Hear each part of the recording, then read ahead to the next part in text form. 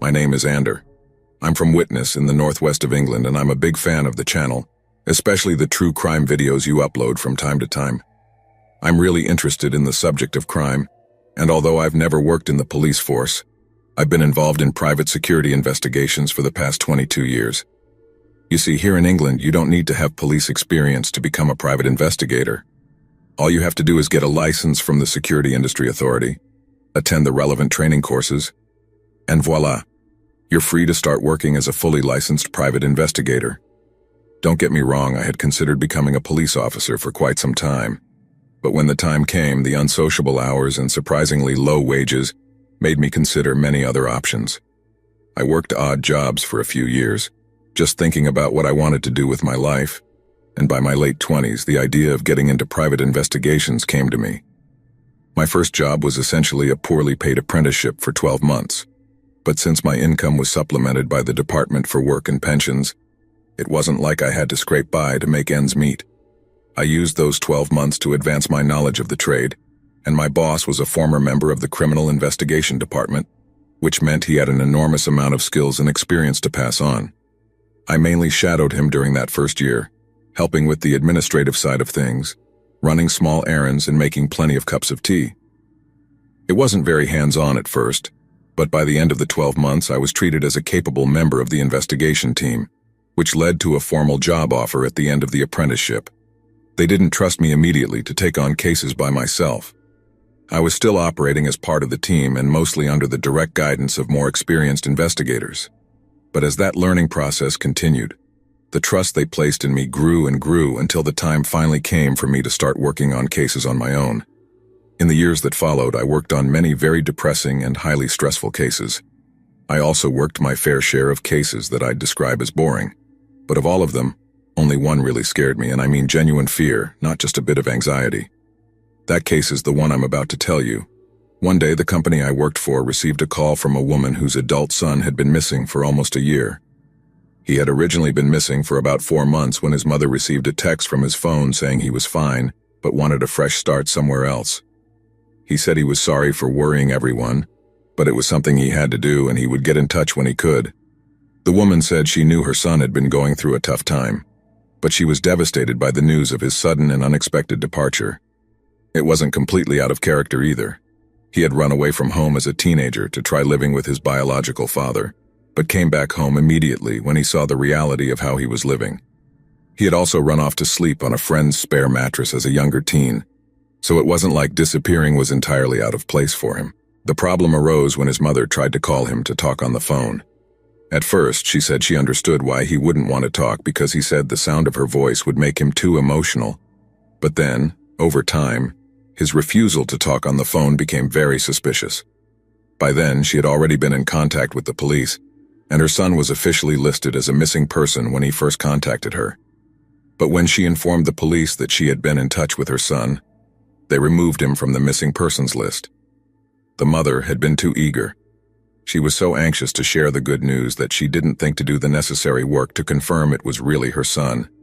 And by the time she realized something odd was happening, she had to reach out to the police again, who by then seemed convinced that it was all just a family drama. She had to call them half a dozen times just to get them to refile the missing persons report, and even then it was clear they weren't taking her very seriously. It took months for the police to get back to her, and when they did, they said her son's phone had been pinging off some mobile towers in the area, and it had started doing so a few nights a week around 4 months after his disappearance. The mother was shown on a map where this area was and was asked why she thought her son would be there, and she had no idea. The police then went to search around this area and found it was a small junction with a few shops and a pub.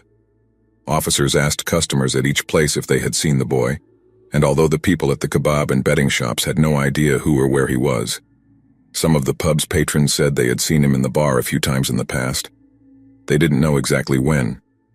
They just said he looked familiar and that they had definitely seen him sitting at the bar drinking a pint of beer from time to time. This was good news on the surface, but as the police rightly said, the woman's son wouldn't be removed from the missing persons list until someone had face-to-face contact with him. Getting him to speak on the phone would be ideal, but it still wouldn't rule out the possibility that he was in danger in some way. Modern slavery is still a reality in UK cities, and it may not be as obvious as you might expect. So even if her son assured her he was fine, the police told the mother to keep texting and trying to call him until her son revealed his location. And in the meantime, officers from the missing persons team would keep looking for him. But more and more time passed and they didn't seem to have any results. In the end, they told the woman that while her son's case would obviously remain open, with his photo and profile on their website, the police would be diverting resources away from searching for him. They weren't abandoning the case, not at all. But the fact was, there were more urgent cases that needed their immediate attention. Someone from the missing persons team would review the case from time to time, but other than that, there wasn't much they could do. And that's where I came into the situation. When my boss assigned me the job of tracking down the woman's son, since the last place he seemed to have been seen was the pub the police mentioned, I thought it best to start there so I could talk to some of the patrons. I'm not really sure what I was expecting, to be honest. I just knew it was a pub. But let me tell you, there are family pubs, old man pubs, and then there are pubs like the one I had to visit while working on this case, and they're not the kind of place you'd take your kids for a Sunday lunch. I've been in a few dodgy pubs in my time, but this one took the cake. Apparently the police had told the boy's mother that the people who drank at the pub were very cooperative, but when I visited, I realized they must have been on their best behavior.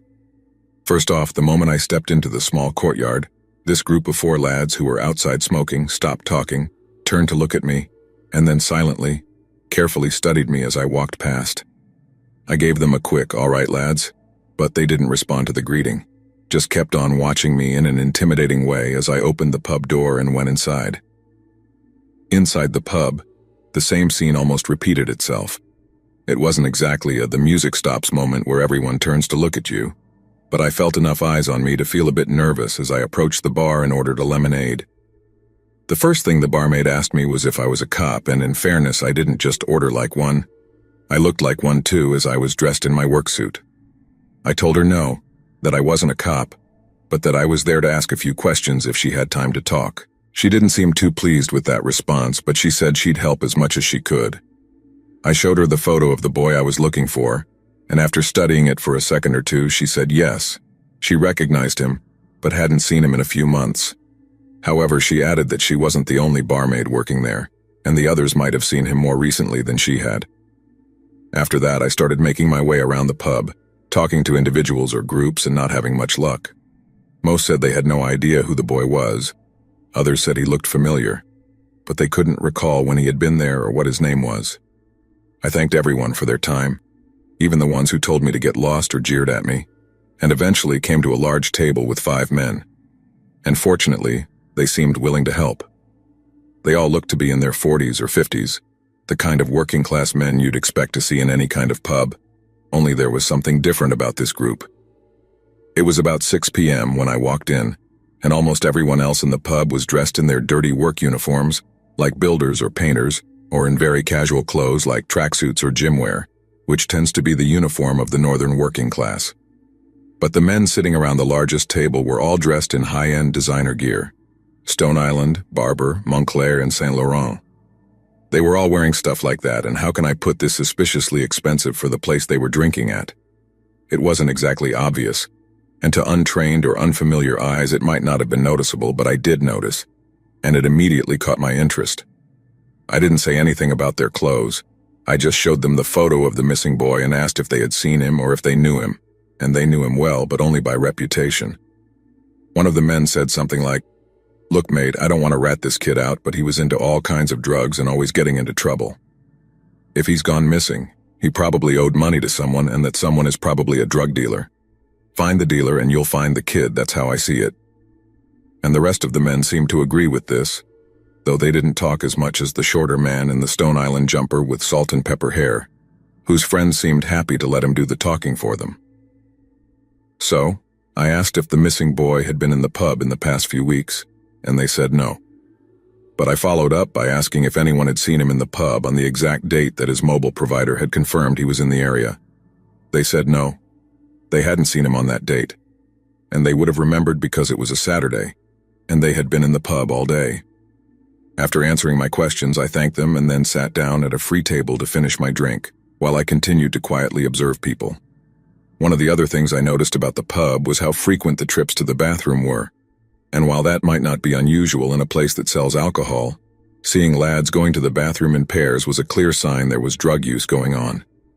But in contrast to all the people going in and out of the bathroom and then coming out looking like they'd just sucked on a car battery, the group of 5 well-dressed men didn't move. The only time they interacted with anyone was when a rough-looking lad approached them, asked something quietly, and then received a series of intense looks from the group before he seemed to apologize and walk away. After I'd spoken to everyone I could, I sat at the bar discreetly watching people until I finished my lemonade and then left the pub thanking the barmaid. But as I walked out, just as I reached the smoking area out front, a woman asked me for a cigarette. I told her I didn't smoke, and then she asked me for change. But instead of refusing, I asked her to walk with me so I could get some cash out of an ATM to give her. As we walked, she asked me if I wanted any business, and for those who don't know, that's a phrase sex workers use to ask potential clients if they'd like to buy their services. And this might sound a bit callous on my part, but the second I heard that, I knew I'd be able to get some information out of her.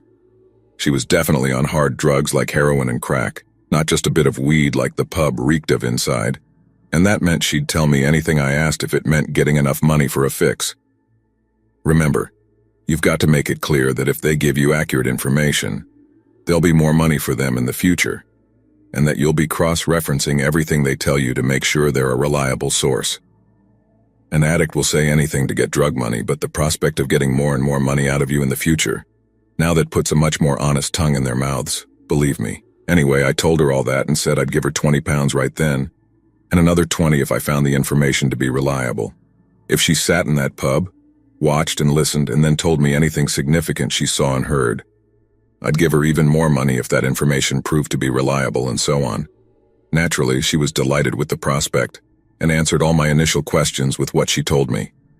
My first suspicions that the 5 well-dressed men were big players in the local drug scene were correct. Although they never did any of the direct dealing themselves, that was left to a few subordinates who also hung around the pub. The missing boy used to come in and buy drugs, and the last time the addicted girl had seen him, some kind of fight or argument had broken out between him and one of the mid-level dealers. I asked if she'd ever mentioned this to anyone else, and she said no. The only other person who had asked about the boy had been a police officer, and she was in the pub at the time, so she kept quiet and claimed she hadn't seen the missing boy. As you can imagine, this was a huge find. No one had mentioned that the missing boy had had any kind of disagreement with anyone before, and as any detective worth their salt will tell you, people like that, people they've argued with, are exactly the kinds of people you want to talk to after someone goes missing. The only problem was that I'd already been snooping around there once, and I could tell that people weren't acting as naturally as they would if I wasn't there watching them. I'd blown my cover, basically, which in any other situation might have been a huge mistake. But I had my mole on the inside, my eyes and ears, and I just had to hope the information she provided me would be as accurate as I hoped. I took her phone number, told her what she had to do, and then kept in touch with her via text over the next few days. She knew what her job was, and I gave her one crucial instruction. Don't ask any questions about the missing boy. Don't ask any questions at all. All she needed to do was keep her ears open and watch for any unusual or suspicious behavior. When we parted ways, I wasn't planning on contacting her for a few days, to let some information build up. But just a few hours later, she called me. She told me the well-dressed men had been talking about me. They didn't say much, but they were talking about me. I asked what was said, and she told me exactly what had happened in the last half hour before the pub closed for the night. Another well-dressed person had come in and joined the others for a quick pint. My mole was at the bar, sitting sideways so as not to draw attention, but she was listening to everything they said. When the most recent person sat down, there was a brief exchange of greetings, and then one of them said in a quiet voice, "There's a guy asking questions about you-know-who," and the newcomer asked, "Is the story still holding?" Then one of the others just nodded, and that was it. They changed the subject. Afterward, I asked if they said anything else for the rest of the night, and my mole said no. So while I appreciated the information, it wasn't all that useful to me, aside from confirming my suspicions that they were somehow involved in the boy's disappearance. The girl asked for more money, and I told her I'd give her some, but only in a few days to give her the chance to hear more, and she agreed, but said she wanted proper compensation for her time, to which I reluctantly agreed. A few days later, I called her, hoping she'd have some juicier details to tell me. But to my deep disappointment, she had none. She basically said she'd been doing her best, had followed my rule about not asking questions herself, but hadn't heard anything related to the missing person case I was investigating. As I said, I was disappointed, but I told her that if she managed to hear anything, she was still welcome to call me. But that wasn't what she wanted to hear. She started telling me a sob story about how she needed money, how she could have been earning money but had instead been sitting in the pub acting as a spy for me, and she was right. If I wasn't giving her money for drugs, she'd be earning money for them somewhere else. So, although it wasn't very ethical of me, I arranged to meet her to give her some cash. A few hours later, I'm sitting in the Aldi car park waiting for this girl to show up, and when she does, she's very happy to see me. I gave her £50, told her to keep up the good work, and then said I'd call her in a few days. At that point, I appreciated the fact that she was brutally honest with me. She could have easily made something up just to get more money, but she didn't. And just as she was about to get out of my car, I told her exactly that. I mentioned there would be a bonus for her if she found something particularly juicy. And then, instead of fully opening the car door and getting out, she closed it again and turned back to me. She started telling me that there was something she had noticed in the past few days, but it was so small she didn't think it was worth mentioning. I reminded her not to make anything up, and she swore she wasn't, so I asked her to go on. She said that the guy in the Stone Island jumper, the one who did all the talking, the shortest one with the salt and pepper hair, always had 2 or 3 phones on him, as drug dealers tend to. But no matter which phone he used, it was always a high-end new model like an iPhone or a Samsung, and he had no issues using them in public. She said sometimes he'd talk on one and then type messages on the other, as calm as could be. But then, the day before, she had seen him using an old flip phone and was unusually reserved about it. Obviously, this was crucial information. Someone was acting in an unusual way, and they were trying to be subtle about it too. The girl said she wouldn't have noticed if she hadn't been getting paid literally to sneakily observe people, and she didn't think a new phone was worth mentioning until she saw how the guy was acting when using it. I reminded her that this was exactly the kind of information I wanted to know, and then gave her a bit more money on top of that, after she assured me she was telling the truth. On the way home, I started putting the pieces together. I realized there was a very good chance that the old flip phone belonged to my missing person, and that the dealer had been using it to fool the mother into thinking her son was alive and well. If I were a cop, I could get a warrant, go into the pub and search it on the spot, but there was absolutely no way I could do that as a private investigator. So instead, I had to think outside the box. The first thing I did was contact the missing boy's mother and ask her if her son had been in touch with her in the past few days. She said she hadn't heard from him in weeks and that he was still refusing to answer any phone calls. But from my point of view, the dealer could have been using the missing boy's low-tech phone to reassure other people, like friends or other family members, that he didn't need to be looked for. Basically, I still thought I was onto something big, so I stopped shaving for a week, dug out some much more casual clothes, and decided to start visiting the pub every now and then to keep an eye on the well-dressed dealers at their table of 5. I'd had the missing boy's numbers from way back when I first took the case, and I'd tried calling him a few times myself, but one of 3 things usually happened. Either the phone didn't ring at all, it rang until it went to voicemail, or someone actively declined the call. But this gave me an idea. Every now and then I'd stop by the pub in my civvies, baseball cap, and scruffy beard, and sit discreetly in a corner observing the dealer's table. I only did it during peak hours so as not to draw too much attention to myself, but each time I did, I'd take out my phone, open up the missing boy's number, and call it while covertly watching the dealer's table. I must have done this 5 or 6 times, with each call going straight to voicemail, but then, one night, the phone actually started ringing. I didn't have the phone right up to my ear, I had it out of sight, but I could see it still said calling instead of connecting and going to voicemail. Then I looked toward the dealer's table and, sure enough, the shortest guy with the salt and pepper hair puts his hand in his pocket, looks at something tucked away out of sight, and when I looked back at my mobile, the call had gone to voicemail. The screen had switched from calling to the little clock that counts how long a phone call lasts, so I hung up the call and then tried again. And once again, the shortest guy put his hand in his jacket, but this time he pulled something out of his pocket instead of just looking at it, and then, just like me, he held the phone just below the table out of sight and then tucked it back into his pocket. Not only had my second call been declined, but the third didn't connect at all. He had turned off the missing boy's phone right in front of me. 1 minute later, I was sitting in my car desperately trying to get in touch with the detective in charge of the police investigation.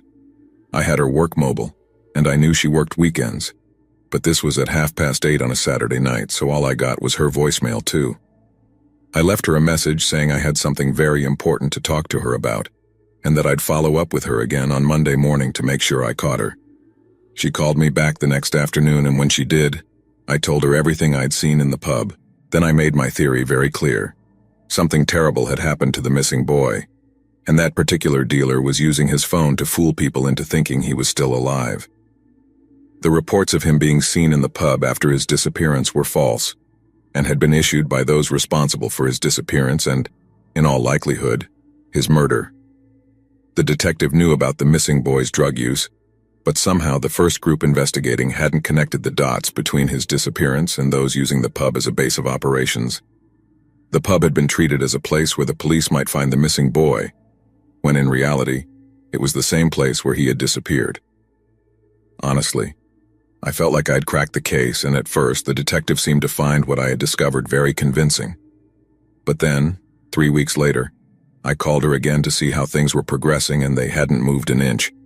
The police weren't prepared to act on a guy just because he had an old flip phone, especially when the missing boy could have traded it for drugs before his disappearance. She also told me that if the guy was pretending to be the missing boy, it was an extremely cruel thing to do, but there wasn't any law in the country against that. It didn't even constitute harassment, as the guy obviously wasn't making sustained attempts to contact the missing boy's mother, and unless he tried to scam her out of money or something like that, there was no chance of charging him with fraud. The guy was a scumbag, there was no doubt about that. He was profiting off other people's misery, but that didn't put him on the missing persons or police radar, at least not for now. It felt like a punch to the gut, all that work written off like it was some harebrained theory I'd just pulled out of thin air. The people involved in the boy's disappearance, whether it was murder, illegal detainment, or simply threatening him into disappearing, were sitting there in that filthy pub day after day, and it was a complete injustice. In an ideal world, the police could just turn their houses upside down, find the phone and any other evidence linking them to the boy's disappearance, and then throw the book at them. But sadly, that's not the world we live in. Instead, we live in a world where I had to give a terrified mother my honest assessment, and it was one that left her completely devastated. I didn't tell her I thought her son was dead, just that I was sure something bad had happened to him, and that the well-dressed men in the pub were somehow responsible. She thanked me through tears, and then our time working at her service came to an end. Of all the cases I've worked on, that's the one that stuck with me the most, and I like to think it's obvious why. I was so close, so damn close to finding out what happened to that boy, and the fact that we had to stop where we did and walk away, hoping the police would do something, made me feel so frustrated that at the time I wanted to tear my hair out. It still makes me angry to think about it, even after all these years, and I hope that maybe, just maybe, I'll read about it in the paper or hear about it on the news. I know I won't get any credit if the police finally crack that case, but I'm not asking for any. I just hope that one day, the missing boy's mother will get the answers she so desperately deserves.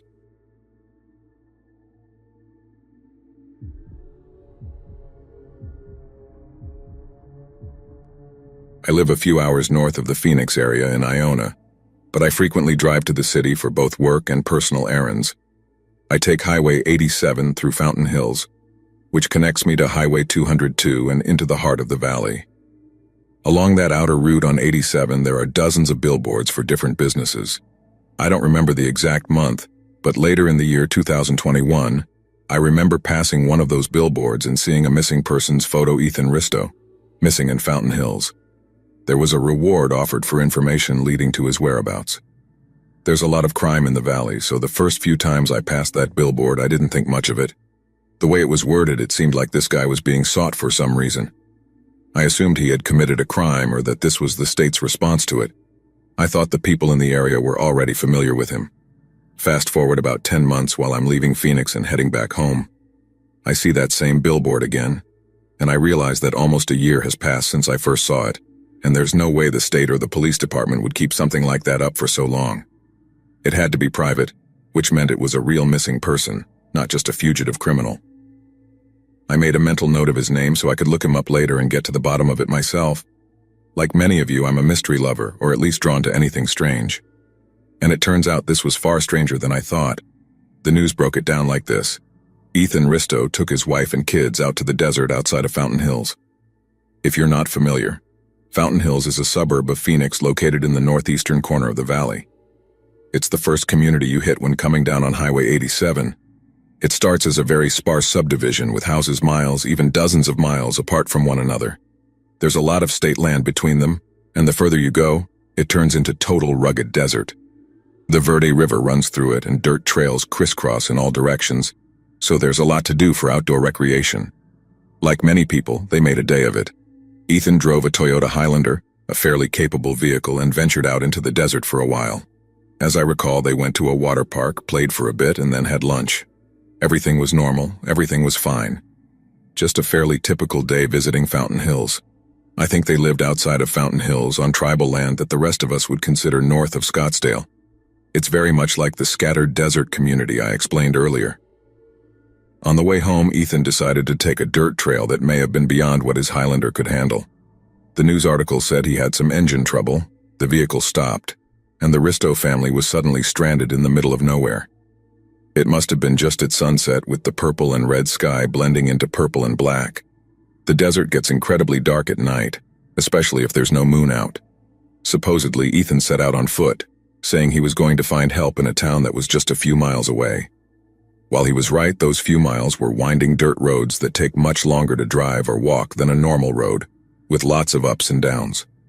I don't want to speculate, but this could have contributed to him getting lost, or maybe he wanted to save time instead of going back and forth. So he tried to cut through certain parts of the desert and unintentionally veered off course.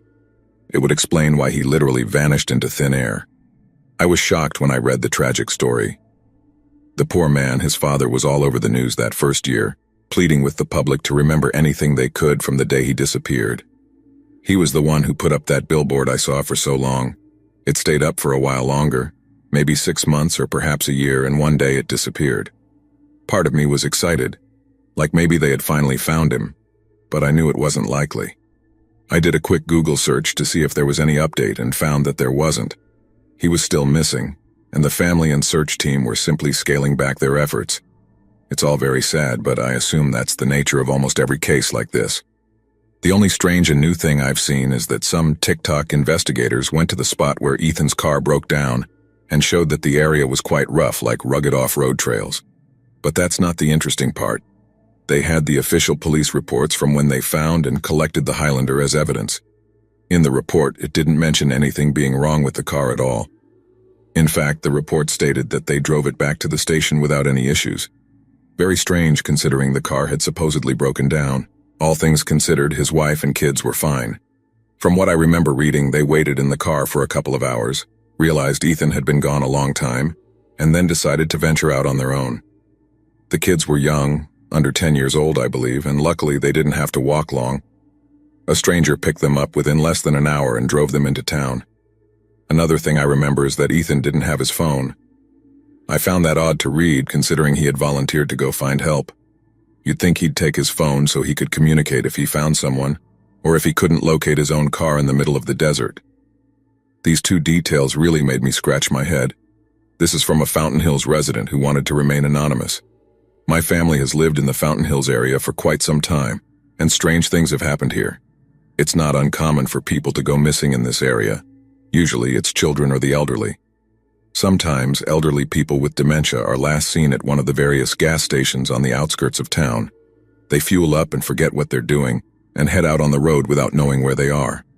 The next town is 70 miles away, and some never make it. They veer off the road and get seriously lost, and by the time someone reports them, they succumb to the heat. It's a brutal reality, but Phoenix is a huge metropolis, and we are one of the gateways in and out. You're going to see some strange things.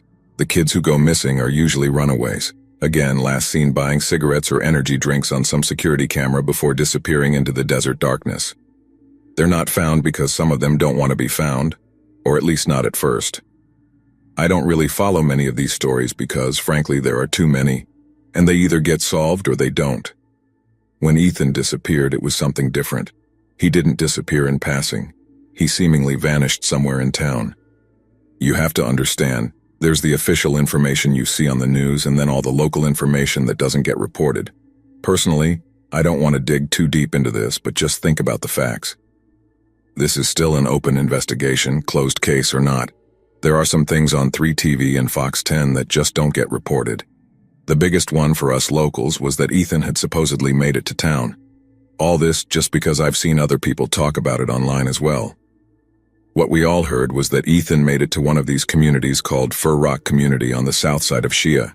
It's a luxurious neighborhood with homes worth millions.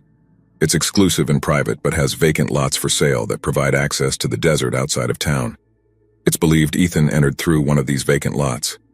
He was seen around 7 p.m. wearing cargo shorts, sunglasses, boots, and nothing else. No shirt. It was August in the valley, so I guess it's not the most unusual. But if he'd been walking through the desert in the heat of summer, he was probably roasting. It's always stood out to me that he was seen in that state at the last moment he was sighted. But that's not all. The last time he was seen, he was supposedly shouting that everyone in the neighborhood was trying to kill him and his family, running from house to house, yelling about some conspiracy to murder his family and make them disappear. I don't live in this specific Fountain Hills neighborhood, but I know people who do, and the rumor is that it really happened. After all the hysteria, he just disappeared. Whether he ran off into the desert or got into another car, no one's really sure. I've heard different versions of the story, but ultimately, I don't think there's any evidence to support either one. We've heard all the conspiracy theories, like he ran onto reservation land and was never seen again, or he jumped into a black SUV that sped off down the highway. He was said to have been seen hitchhiking and picked up by a van. Obviously, these are just rumors, and the police quickly sifted through what was tangible and what was pure speculation. But there was one very strange thing I heard, and that was that his family might have also been seen in the neighborhood. It's a strange story, and I couldn't tell if the person telling it claimed they were all together on foot or all together in their car. I knew they'd been driving around the desert when their car got stuck or something like that, and that's what triggered the whole situation. I thought it was a very strange rumor to spread, and I couldn't figure out why or how. But like anything else, I assumed it was possible but unlikely. But I decided to investigate the case for myself. This time, instead of Ethan, I was interested in his wife and kids. What was their official statement? I learned that her name was Hannah, and she co-owned a coffee shop in Scottsdale called Espresso Express. As for statements about her missing husband, there were literally none with her face or name. There was a pretty standard news report that only existed because the news channel had reached out to her for an interview. Other than that, she hadn't posted any information in relation to her family or her husband. I found that personally strange, so I decided to look into her further. There was a lot to uncover. Ethan's father was fighting for his son, trying to search every corner in his effort to find him. I learned from his online posts, his YouTube posts, and his many interviews with local news stations. The guy left no stone unturned in his search for the truth. And in that search, he made several comments hinting that Hannah, Ethan's wife, was not cooperating with the police or anyone involved in the investigation. That explained why I couldn't find any public statements from her anywhere. Hannah was literally one of the last people to see Ethan alive, and she was clammed up and unwilling to share any information with anyone. To this day, I still don't know what to think about that. I don't know her personally, so I can't say why she didn't cooperate. Maybe there's a good reason. All I know is that a man disappeared here and no one has answers. Hannah wouldn't leave my mind for some reason, so I kept searching for things connected to her name. That eventually led me to public court records, where I found something very, very interesting. Hannah was being evicted. I wasn't sure if this was her home address or the coffee shop business they owned, but there was a legitimate recent legal document saying she was being evicted 2 months after Ethan disappeared. I'm not really sure how this ties in, but it's more fuel on the fire of a strangely serious mystery that still has no answers to this day. Here's another perspective from a private investigator in Phoenix. I personally didn't work directly on the Risto case, but I consulted for a guy who did. Ethan disappeared on the 21st of August, 2021, sometime in the afternoon on the east side of Highway 87. Because of where he went missing, this open investigation remains under the joint jurisdiction of the Salt River and Scottsdale Police Departments. And due to the nature of those departments and the nature of this case, not many details have been made available to the public. Here's something strange I can tell you. The dates of when this guy disappeared vary all over the internet. Wherever you look on many news stations and in many interviews, it's fully revealed and accepted that Ethan took his family for a drive on the 20th and then disappeared later that night. But if you look at the official missing persons database, he was reported missing on the 21st, not the 20th. It's not the strangest thing, but there are reports from people claiming to have seen Ethan in the Shia Boulevard and 87 area the next day on the 21st. How could he be missing in broad daylight? Fountain Hills is very spread out, but for the most part it's a small, dense community on the threshold of Phoenix. It would be incredible to be lost when you realize you're behind the Fort McDowell Casino. And if it really was him, what people were seeing implies that something else is going on, like maybe some kind of mental breakdown. Why would he stay in the area for so long if he claimed he was going to get help? Either way, it's something confusing for the people trying to investigate it. Another part that confused me had to do with his wife. She came out with a story when she was first picked up that went something like this. She and Ethan were taking the kids camping when they had engine trouble, so Ethan left to go find help. When he didn't return, she took the kids to find help and was quickly picked up, which shows how many people were buzzing around that area at the time. It also shows how close they were to town. Here's where it gets confusing again. When the police found the car, it started perfectly and even drove. There was absolutely nothing wrong with it. There was also no camping gear, none, zero. And they had 2 young kids with them. They would need a considerable amount of supplies to keep everyone comfortable in that desert heat. Another thing, it was mid-August. No one in their right mind was planning a camping trip in the desert without a camping trailer equipped with water and air conditioning. Taking the kids into that kind of terrain was just ridiculous. The police, as you can imagine, didn't really buy this angle, but they also didn't have much in the way of evidence. Hannah, his wife, didn't open up for questioning or give statements of any kind. It's all very strange behavior, especially when combined with her story about camping on reservation land, no less. 2 years after Ethan disappeared, an NAU student made an interesting report to the lead detectives on the case. She was driving through the Fountain Hills area on her way to Flagstaff when she passed a dusty box truck. There was something written in the dust on the back, and one of the messages clearly said, "Call 911. This caught her attention, so she stayed behind the vehicle to try and understand the situation. There was a name written on the back panel, but the fading light made it hard to read. After a few miles of squinting and working from different angles, she saw that it said Ethan. She called her dad, who told her to call 911 and make a report herself. He looked online and found Ethan Risto in the Arizona database, so he knew it might be related. Again, I'm not personally involved in the situation, but from what I know, detectives were able to track the box truck, which was confirmed to be unrelated to the case. Ethan wasn't found in the truck or connected to it in any way. What was written on the back was either misinterpreted by the student or simply some kind of prank. Whatever the case, it was a strange overlap that some people thought might help solve the case. It's been 3 years and Ethan still hasn't been found. This case was so hot that the FBI was briefly involved. Unfortunately, no progress has been made in the case. His family misses him every day. There are many loose ends, but only one true victim, and he's not here to tell his story. If you have any information, please contact the Salt River Police Department via email or phone.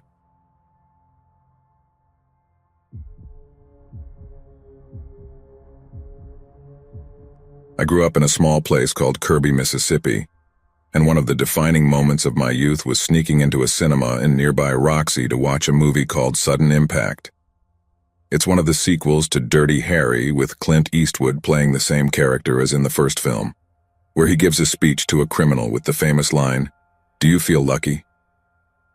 The movie itself isn't anything special. At least it can't compare to Magnum Force. But it marked the first time I thought, I want to be a cop, but not just any cop. I wanted to be a detective, a tough and foul-mouthed hammer of justice, just like old Dirty Harry Callahan. Well, real life isn't like the movies, and I had to learn to walk before I could run. But after working hard in school and serving my time as a uniformed officer, I applied to the Mississippi Bureau of Investigation, MB1. The MBI isn't strictly the police. We're special state investigators, which gives us the freedom to carry out investigations as we see fit, with the same investigative powers as regular law enforcement. Think of us like safeties on a football field. We can move around wherever and however we need to, as long as we make the game-winning tackle. I worked on major crimes for a few years, mostly making a name for myself within the office. Then, one day in early April of 2003, my supervising agent approached me with an intriguing offer. The Public Safety Commissioner had recently approached the head of the MBY, who we call SAC, and asked him to form a new unit. This unit would be unlike any other before it, focusing on a single task: reviewing and potentially reinvestigating what are known as cold cases. Many other states already had dedicated cold case units, but officially, Mississippi didn't have one until the summer of 2004. However, 18 months earlier, the DPS chief said it was time for the Bayou State to have some of its own officers investigating unsolved crimes, and he gave the green light for the pilot program that I eventually became a part of. I felt honored to be considered for the job, but in the MBI, there's only one way to climb the career ladder, and that's by getting consistent and notable results. Working on solving difficult and old cases would be a noble pursuit, but I wasn't sure if it was the right choice at such a formative stage of my career. Working on cold cases seemed like a job for a veteran, someone with the patience and experience to see things others couldn't, but I wanted to run with the big dogs. I wanted to be chasing down killers, busting through doors and hauling them off to jail in handcuffs. I didn't want to be stuck in the files 12 hours a day, getting paler and aging with nothing to show for it. However, according to my supervising agent, my hunger was exactly why he wanted me there. He believed that if I applied that same energy to cold cases, I could potentially make a career in that area, and if the pilot program succeeded and the unit expanded, I might end up being promoted and leading my own team. Once he reassured me like that, I accepted the invitation and applied for the position. A few weeks later, the first MBI cold case unit had its official meeting in one of our district headquarters conference rooms. Essentially, our job was to go through stacks of unsolved case files, all related to violent crimes, and pick any we thought had a chance of being solved. Then we had to take the case file to the district attorney's office to see if they'd be willing to prosecute any suspects we could identify. I guess that might sound obtuse to some people who think it's surely the DA's job to prosecute everyone suspected of committing a violent crime, right? To that, I'd say, in theory, yes, but that's not always the case. A district attorney will sometimes tell you they serve justice, but really, they serve no one but the people who elect them. I guess that's a good thing. If you look at the big picture, it's still we, the people. But unless it's going to make the DA look good, they won't want to take public funds for it. And I get it, there's no sense in solving a 30-year-old double murder when there's an active child predator prowling the state committing crimes in the here and now. But that attitude made our job unnecessarily frustrating. The purpose of creating the cold case unit was to cut through all the bureaucracy, but in practice we ended up having to get approval for our cases before we could even work on them. Still, whenever we got that approval, if we had the evidence, the case file, and a viable suspect, then everything was ready to roll.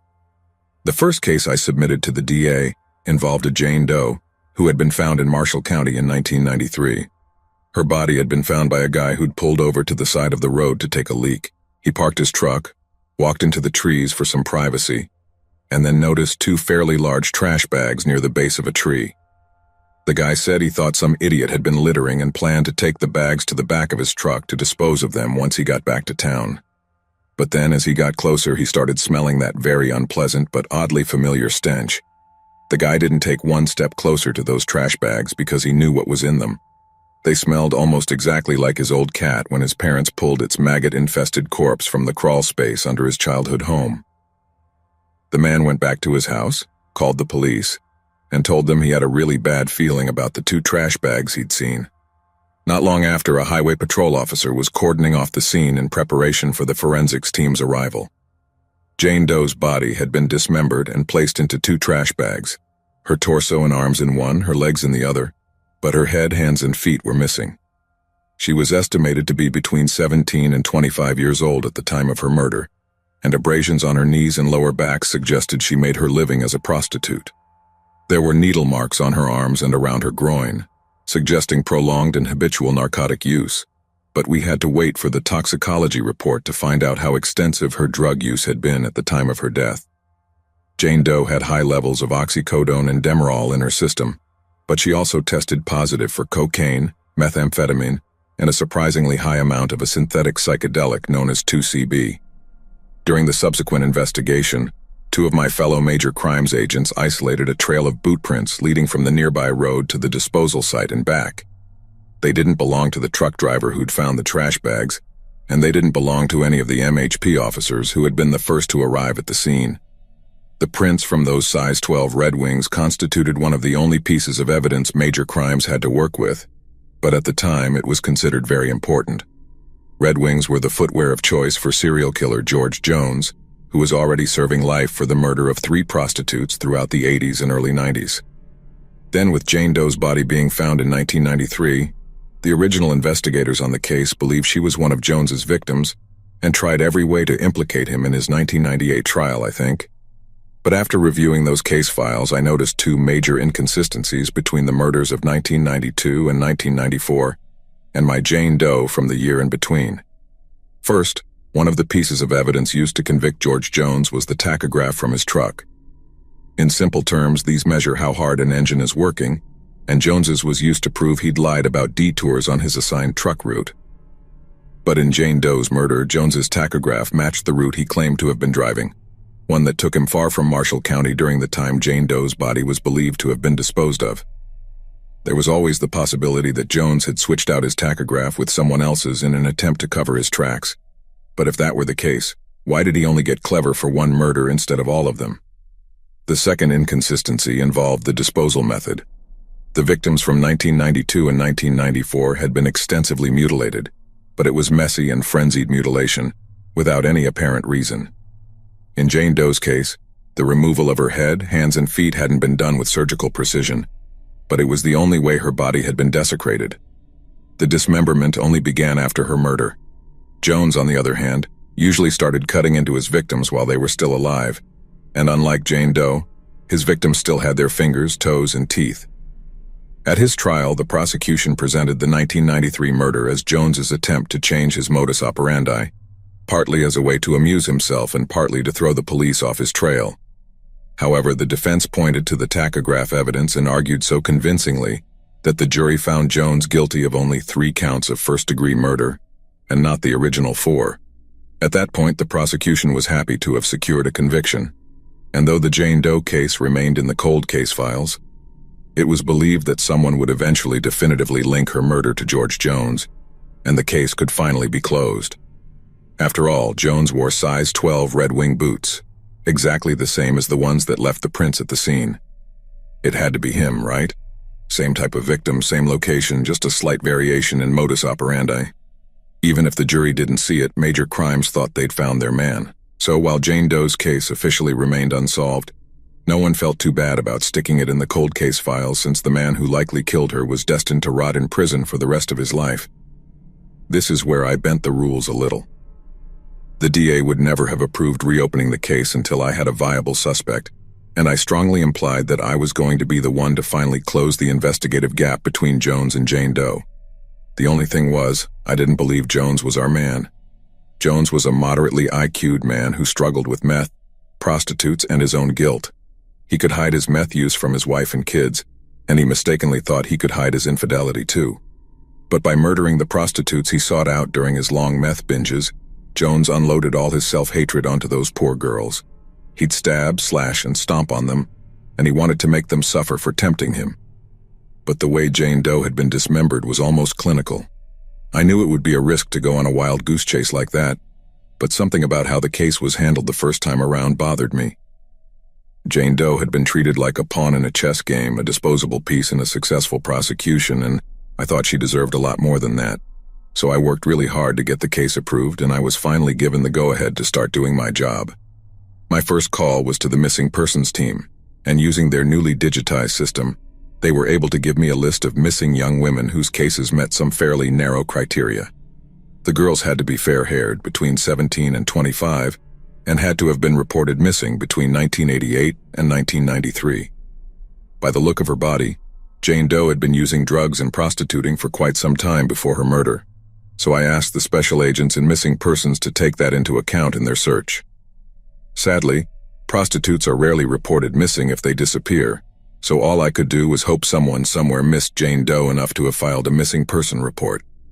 Once I had all my reports, all I had to do was contact as many relevant families as possible, to ask if their daughters had any scars, tattoos, or distinctive birthmarks that I could compare to the autopsy photos I had on hand.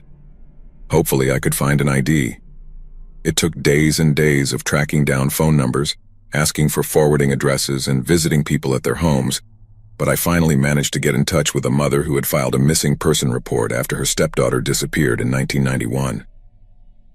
The stepdaughter was from her husband's first marriage, but she adored the girl as if she were her own flesh and blood, and was devastated when she went missing. The girl physically matched Jane Doe, and when I asked if she had any distinctive marks on her body, her mother told me about a small scar just above the elbow on her right arm. The scar was the result of some childhood mischief, and when I checked the autopsy photos, there it was. Jane Doe had a small scar just above her right elbow. Now, this wasn't conclusive proof that Jane Doe was the missing stepdaughter, as people's arms are one of the most common places to have scars. But what would provide solid proof of their relationship, and therefore her identity, would be a DNA test. Since she was her stepdaughter, there was no reason to test the mother, nor the father, since he had abandoned the family a few years earlier, possibly due to the stress of his daughter's disappearance. However, the girl's father and stepmother had their own daughter, which meant we could test her DNA against Jane Doe's. And if we got something around a 25% match, that would be enough to give Jane Doe her name back. I was so sure that test was going to come back positive. I mean, the odds of two fair-haired young women having the exact same scar just above their elbow were astronomical. I also showed the stepmother a portion of the autopsy photo, and she claimed she was 99% sure that the scar belonged to her stepdaughter. But when the DNA results came back, they said there was no match. There was no match between the two supposed half-sisters, which on the surface meant Jane Doe couldn't be the missing stepdaughter. If she were, as I've mentioned, the DNA test would have resulted in about a 25% match. And as you can imagine, I was incredibly disappointed. I had such a strong hunch that Jane Doe was the missing stepdaughter, and at first those test results were a real blow to my confidence. If I'd had a picture of the stepdaughter's scar, something I could use to compare those two scars, that would have been a game changer. But I didn't have it, and no offense to the stepmother, I wasn't going to trust her very fallible memory over a black and white DNA test that clearly said, no match. I was forced to consider other options. So I continued working and contacting the families of missing young women in the state of Mississippi. But every now and then I'd circle back to the missing stepdaughter, wondering how on earth something so sure had turned out to be a failure. And so after thinking about it for a long time, I started asking myself some very out-of-the-box questions, namely, what if there was no match between the two half-sisters, because the missing girl wasn't actually the biological daughter of her father from his first marriage? She was supposed to be from his first marriage, right? And the stepmother had no reason to doubt what her husband told her. But then, what if that was a lie? At that point, I had no idea why the father might lie about something like that. But there was at least one innocent explanation for it. The missing girl might have been adopted at an early age. Maybe her adoptive father didn't want her to know, so he decided to keep it a secret until a more appropriate time. After all, he and his new partner decided to have a child together pretty quickly, and knowing about her adoptive origins might add tension to an already stressful situation. But then, what if there was some other reason why the father had lied about his first daughter's origins, one that was nowhere near as innocent? I asked the woman if she had ever met her husband's first wife, and she said no, that she had passed away shortly after giving birth to her daughter, and that her husband had claimed the memory was so painful he preferred not to talk about it. That's what led me to do a little digging into the father's past, just to see if there was any adoption record in his name. But there wasn't a single document with the supposed father's name in the system. I then went back to the stepmother and asked if she had kept any old paperwork of her husband's, particularly anything with his social security number. She said there wasn't much in the way of documentation, but she did have his SSN written down somewhere. She thought she might need it during the process of dividing up her late husband's estate, but it turned out she didn't, and she was happy to give it to me. Once I had his social security number, I could plug it into the state's adoption databases, and if it turned out to match him adopting a girl Jane Doe's age, then my theory was back in play. But frustratingly, there was no match. However, during the process of investigating the SSN, I found something that blew the case wide open. The SSN didn't match the name of the missing stepdaughter's father. It came up with a completely different name when I entered it into the state's computer system. I knew I was onto something important the moment a different name popped up, but this name also didn't match any adoption record in the state. However, the name did have a criminal history attached to it, and while it was very brief, it was very significant to the investigation. The criminal history included a charge for indecent exposure and an attempted kidnapping of a minor. By my timeline, this guy serves only 6 of an 11-year sentence for attempted kidnapping, then simply disappears. Then, about a year later, a man matching his exact physical description shows up on the other side of the country with a little girl, telling everyone she's his biological daughter. I made sure to see some photos of the missing stepdaughter's father too, and he was an exact match with the mugshot of our pedophile. I spoke at length with the stepmother about how the stepdaughter had disappeared, and she told me it wasn't an overnight thing. The stepdaughter's relationship with her father had dramatically deteriorated in the last few months before she went missing, so at first it was believed she had simply run away. She had just turned 18 at the time, and since she was a legal adult, she was free to do what she wanted. Her father claimed he was trying to bring her back home, but eventually, contact with her began to taper off before ceasing completely. The stepmother mentioned how hard it had been to convince her husband to file a missing person report. She said reporting her as missing felt like a defeat for him, that acknowledging she was in danger made him feel like he had failed as a father. It took him many months to give in, but eventually, they filed a report with the Hattiesburg Police Department. The move seemed to break him, and about 6 months later, he abandoned his wife and younger daughter, leaving only a note that said, "I'm sorry." I asked when this was if she could recall the date her husband left.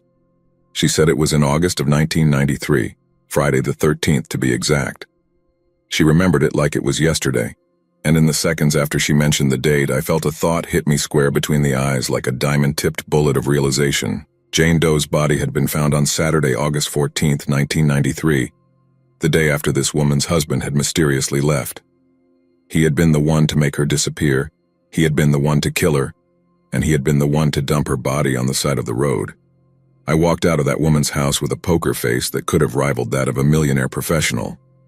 The hunch that her missing husband had killed her stepdaughter, a move triggered by the filing of the missing person report, gave me one of the strongest gut feelings I'd ever had in my entire law enforcement career. But the moment she told me the date of his sudden departure, I just couldn't bring myself to tell her what I truly thought. She had an entire tragic narrative built around her family, one that came with a cross she had to bear wherever she went, and I couldn't stand to add any more weight to that burden. If she was to find out the truth, it had to be through the proper channels and based on concrete judicial results, not what were still at the time half-baked theories so convoluted I felt like I was losing my mind. And how do you even begin to tell someone that her husband married her under a false identity, that her so-called daughter might have been a kidnap victim, and that not only was he a potential suspect in her disappearance, but also in her eventual murder? I think even one of those things would be enough to send a woman like that into a shock-induced catatonia. But altogether, it might kill a person if you caught them at a bad time. Since I had no viable suspects, there was no point in taking any of my findings to the DA. But it made a lot of sense to take what I'd found to the MBI's Major Crimes Unit, as well as several other organizations, including the FBI, the U.S. Marshals Service, the National Crime Information Center, and the National Center for Missing and Exploited Children. If we were potentially looking at a national fugitive search, there was only so much state authorities could do, and if the father had fled the country, then it was completely out of our hands. After that, I just put the case back on the shelf, placed it back into the pile with all the other cold cases, and then went back to trying to find one that would result in a real conviction, and not just an entry on the FBI's most wanted list. The cold case unit was created to close cases and get results, ideally in cases where investigators were just a few yards from making the touchdown. All I could do was hope someone in the federal chain took enough interest to track down our suspect, extradite him back to Mississippi, and then bring him to trial for murder. But to this day, that hasn't happened. I worked on a lot more cases, some good, some bad, but I never heard anything more about Jane Doe from Marshall County, and I never shared my thoughts or feelings with her stepmother. Like I said, it just wouldn't have felt right to put that kind of weight on her, especially when it all boiled down to theories. I work at the state's Criminal Information Center now, doing something much slower and much less grueling than working old unsolved cases. I miss my time with the unit. They seemed like the good old days before I realized they really were the good old days. But I don't miss cases like Jane Doe's because it's impossible to miss something you have to let go of. Something that has to either disappear or change in some way. But Jane Doe's life, her death, her story, will always be with me. I've accepted that now, and while I'd like to see her killer brought to justice before I go back to God, I've also accepted that for some people, justice is just a luxury they'll never get to enjoy.